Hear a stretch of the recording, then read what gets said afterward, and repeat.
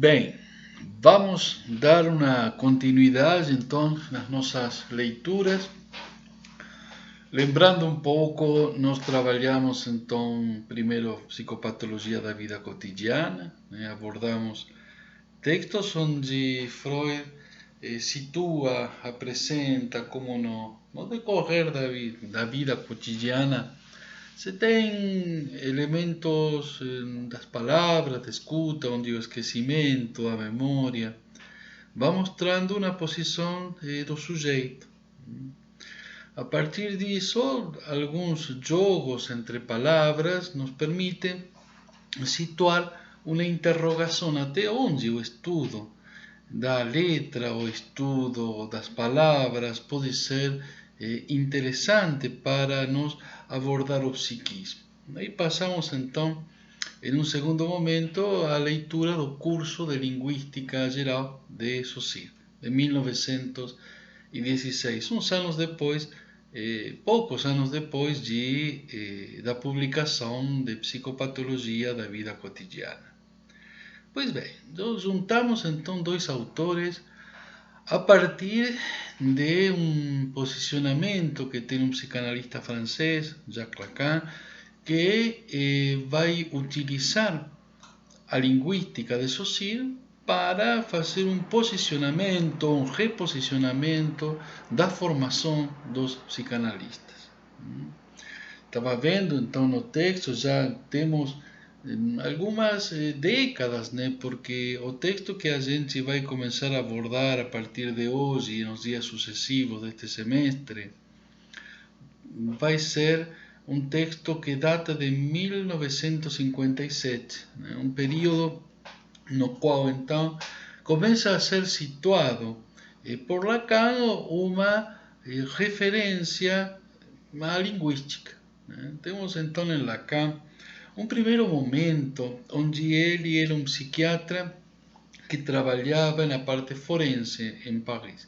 Depois ele vai, a partir de um caso onde ele faz um estudo sobre uma mulher psicótica, ele vai trabalhar sobre a psicanálise, progressivamente vai ir situando a psicanálise, no qual ele observa o lugar do ego a respeito do semelhante, como o eu, nós mesmos, nos situamos sempre em referência ao outro, tomando o outro como se fosse uma relação, numa relação especular, uma relação de espelho.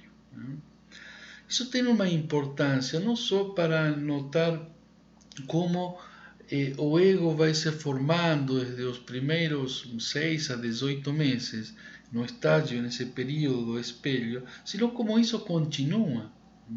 No resto, no sucessivo da vida de um ser humano, onde sempre o eu e o semelhante vão a estar eles em uma relação de intercâmbio de imagem, de reconhecimento a partir da imagem do outro. O eu se reconhece na imagem do outro. Esse período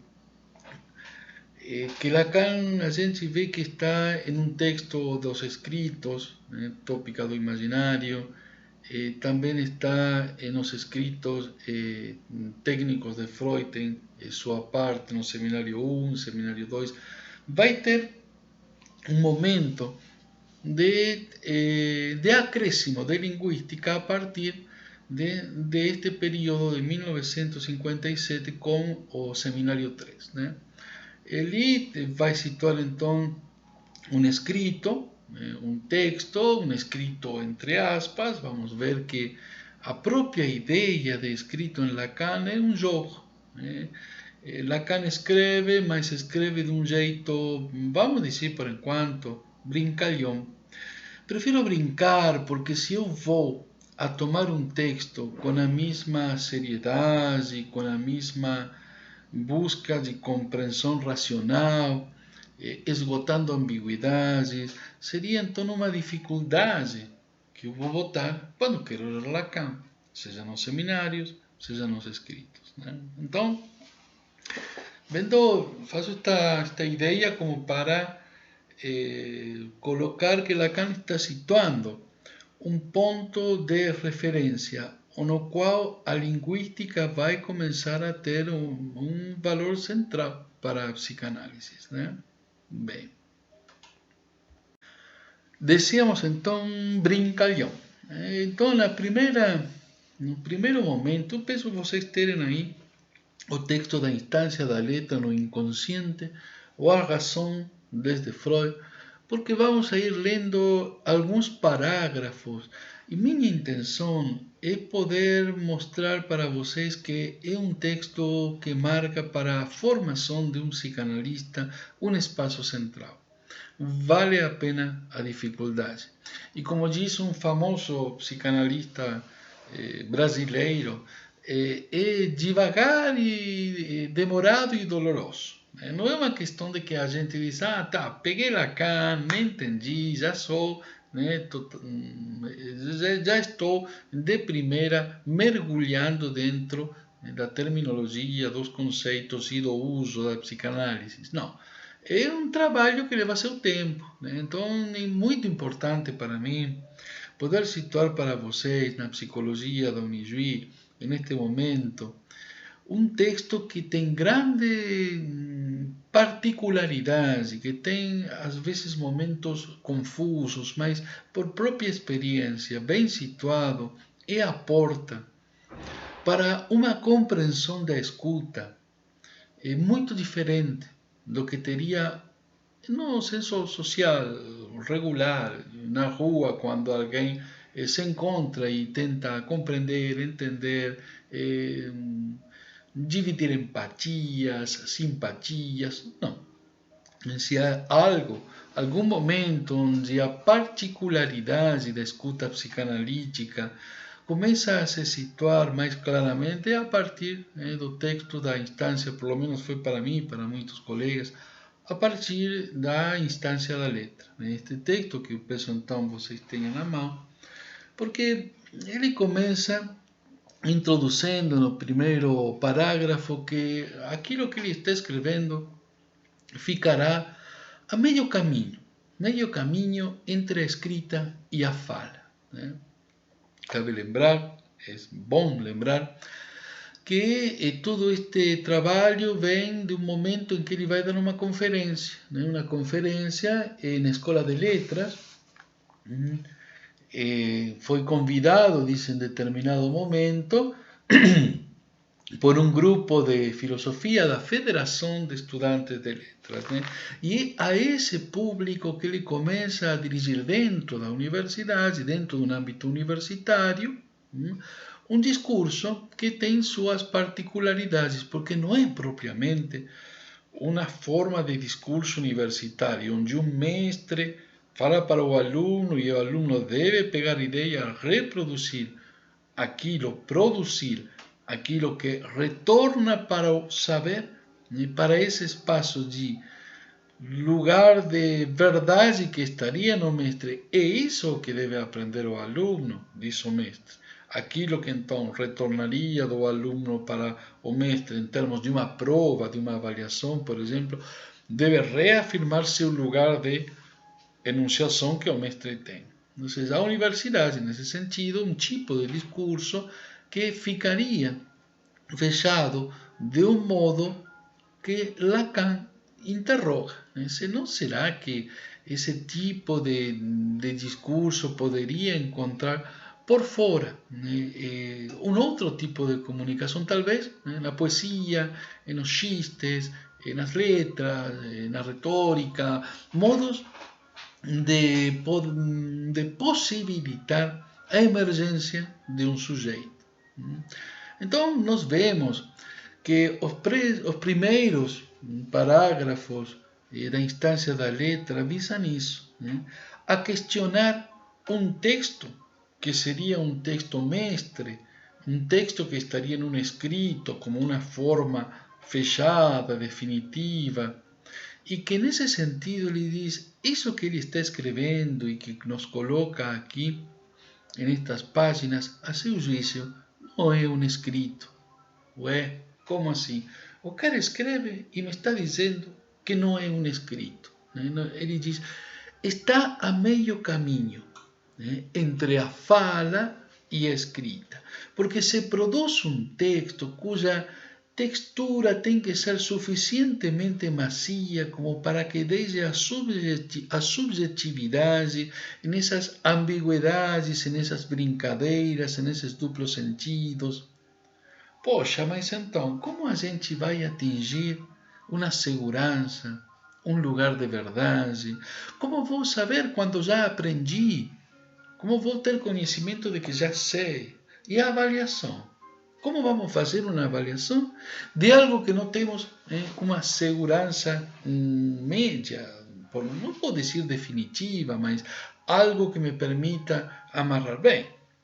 Ele dá balizas. Ele diz, olha, ele vai deixando, vai balizando seu texto com alguns termos, com algumas proposições, algumas ideias, mas que não podem se muito desprender da própria experiência subjetiva, da loucura, de uma análise, de uma terapia, mas também, por que não pensar que muito da subjetividade que traz a linguagem no sentido da experiência psíquica de passar por construções metafóricas, por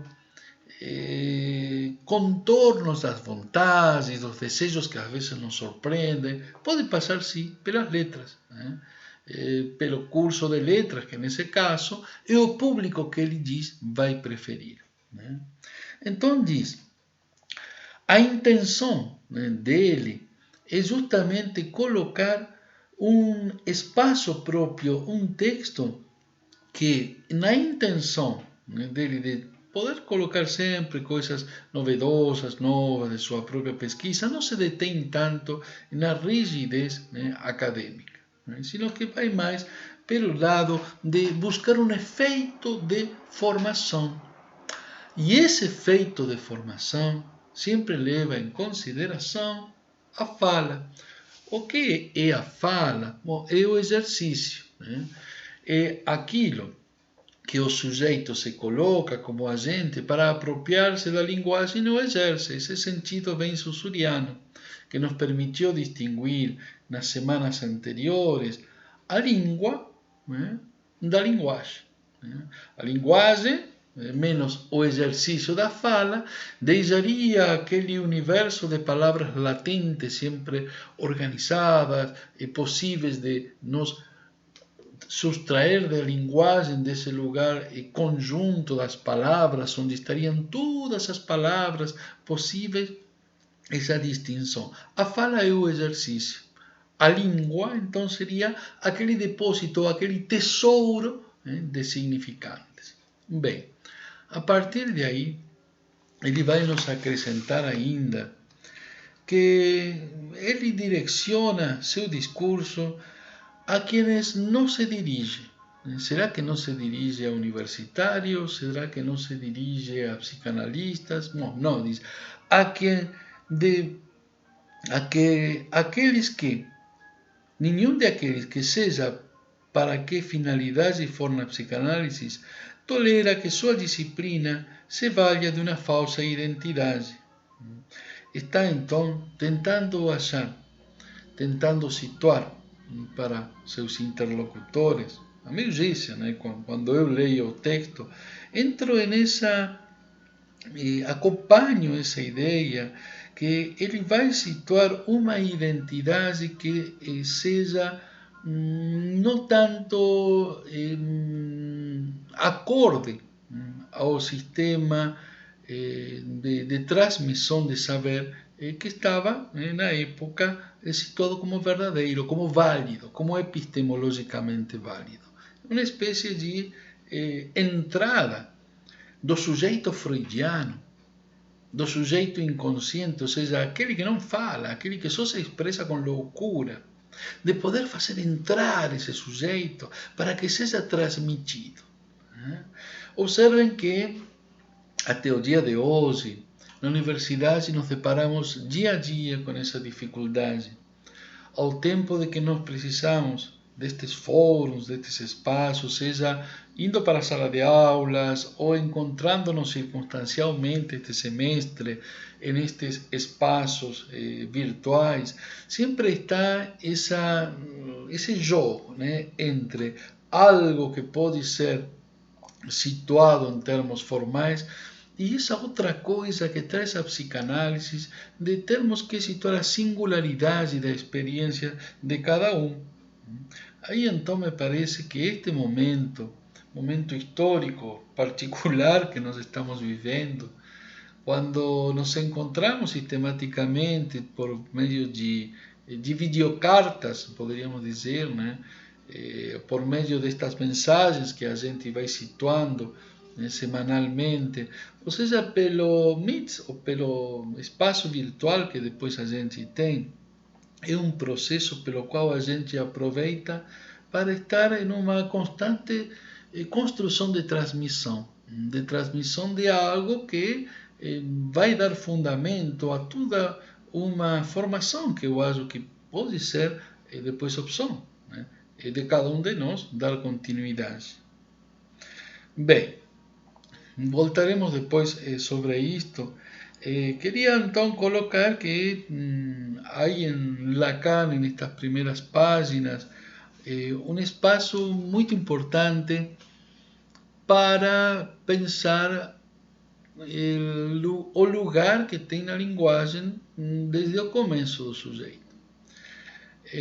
Interessante que ele opta por introduzir com uma citação crianças de cueiros, né?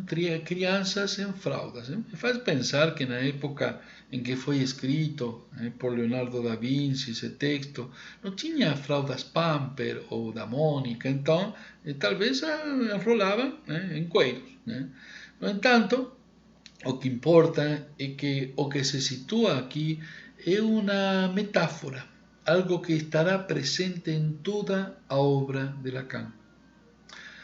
O efeito de formação que ele busca é para ele ser escutado como quem fala com sintomas, quem fala com metáforas. Por isso ele já começa situando essa metáfora, onde se vocês leem esse parágrafo inicial, tem um povo dominado e acorrentado por outro povo. Ou seja, há uma relação de domínio e dominação a respeito que todos nós vivimos a respeito desse grande outro que é a linguagem, que ao tempo que nos sujeita, também não conseguimos uma comunicação com esse grande outro, como imaginariamente, com um espelho, poderíamos ter a ilusão de sustentar. Bem, vamos observar um pouco então como a instância acaba tendo desde o título um lugar importante. A palavra instância pode ser, por exemplo, uma instância jurídica, né? Pode ser, por exemplo, tomado como instância no sentido de autoridade, né? A gente fala, por exemplo, de um processo em tal instância, em segunda instância. Segundo momento onde isso, no ambiente jurídico, vai ser observado por uma autoridade, a autoridade da letra, mas também pela sua insistência. Quando um processo volta a ser revisado insistentemente, essa instância da letra é aquilo que se repete. Nos lembramos que um sujeito é algo relativamente mudo, que só fala na loucura, que fala na expressão, né? Uma expressão que surge como formação do inconsciente na sua insistência. Essa é a instância da letra. Uma instância que a gente vai ver que se trata então de uma forma de situar um lugar para um elemento fundante, um elemento principal, príncipe, instância da letra. E assim eu entro já na segunda página. Olha como a gente vai localizando alguns elementos e no primeiro subtítulo nós encontramos o sentido da letra, né? Página 498 dos escritos. Né? O sentido, será em que sentido? Na significação do conceito de letra? Ou então o sentido que a letra produz? Ou será, como eu gosto de pensar, ter sentido de letra? Né? O ter sentido de letra, eu já contei para vocês a experiência, né, de estar entre um grupo de estudantes e estudosos do psiquismo, né? E num momento alguém repetir um significante. Né? Então, quando te repetem um significante, aquele que fazia com a sua fala uma exposição, coloca o termo laço. E como se fossem pessoas atentas a um estímulo diferente, dos 20 que estavam na reunião, 5 ou 6 levantam a cabeça no mesmo instante. Isso é sentido de letra. Né? Está quando surge aquilo que faz uma materialidade. Uma materialidade que vamos a retomar no sentido que nós estávamos estudando, isso sim, agora lembram, agora sim é importante trazer Botticelli, Signorelli, Boltraffio, primeiro dia, liquidez, relíquia, segundo dia, onde nos Aurelia, iba pegando essas similitudes e diferenças que nos davam da letra uma materialidade, justamente nesse aspecto da diferença. E agora, observem, no sentido da letra, a gente então vai retomar que o título deixa claro que além da fala é toda a estrutura da linguagem, é todas essas amarras, é todas essas formas de continência que leva o espírito, o psiquismo, a situar-se como linguagem e não como era lá para muitos psicólogos, muitos psicanalistas americanos da década dos 50, como se fosse o inconsciente a sede, o conteúdo, o continente das pulsões, a sede dos instintos. Né? Era uma expressão, né, que pode bem ser tomada do ego e do id, né, como forma. Nós vimos isso na estrutura do sujeito psíquico, né? O ir, na segunda tópica, seria bom, a sede das pulsões. Né? Só que aqui ele não vai reduzir a essa questão somática, a materialidade da letra. Alguém que quer ouvir, vai ouvir, sim, o corpo, mas sempre tomando a linguagem, particularmente a letra, como norte de aquilo que guia na sua insistência. Como há de se tomar aqui a letra? Pois bem, diz simplesmente ao pé da letra. Ao pé da letra, que bela expressão, né? Porque de algum modo te diz que não temos que estar escutando muita significação, só escutar, suspender em nossas cadeias associativas, tentar sempre situar-se nessa dimensão onde o sujeito vai colocando os elementos de seu discurso, de sua fala. Independente do pensamento, escutar, só escutar. Designamos por letra esse suporte material que o discurso concreto toma emprestado da linguagem. O discurso concreto que toma como material em Saussure? Será que a materialidade é fônica? Será que são as partículas que rebotam no tímpano, fazem martelar a orelha interna para desse modo dar uma mensagem? Não. Né? Evidentemente a materialidade é uma questão de forma e não de substância. Isso é tri importante.